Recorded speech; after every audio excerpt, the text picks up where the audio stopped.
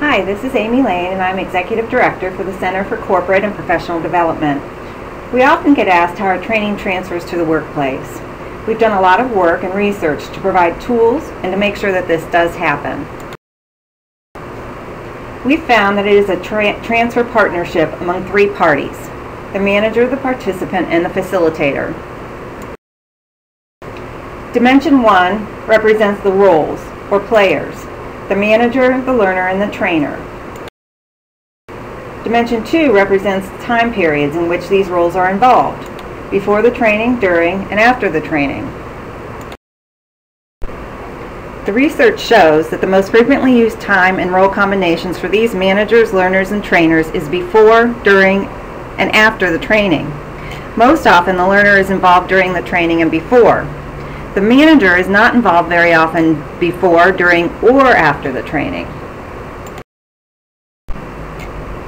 However, the research also shows that the most powerful role-time combination for the transfer of training to the workplace is when the manager is involved before and after the training, along with the learner's involvement before the training. With this combination, expectations and objectives can be set. Also, the learner and manager can both be held accountable to assure that there is transfer of training to the workplace. This slide represents the fact that the most frequently used and most powerful combinations are not in alignment.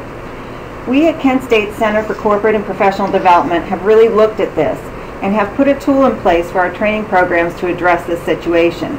And it helps to get the manager and the learner involved before the training, and then hold the participant accountable afterwards to make sure there is a transfer of training to the workplace. It's called our Learning Outcomes Action Plan. This is an example of the Learning Outcomes Action Planning worksheet. We make sure that the objectives of the training are very clear, and then we ask the participant and the manager to get together ahead of time before the training and to set the objectives and the expectations of what will be the outcome of attending the training program. We then ask the facilitator to really review those objectives and make sure they're met during the training program, and assure that the learner is addressing those objectives during the training, also creating an action plan during the training, and assuring that what they're learning will apply to a particular situation in their workplace. They then set that action plan, develop that action plan during the training, develop measurement and figure out what the results will be, talk about challenges they'll face in applying the learning to the workplace, and so forth. We then encourage them to meet with their manager after the training and to review what they've learned, how they're going to apply it to the workplace, and make sure that that conversation takes place with the manager. This holds everyone accountable for assuring that there is impact and that the transfer to the workplace occurs.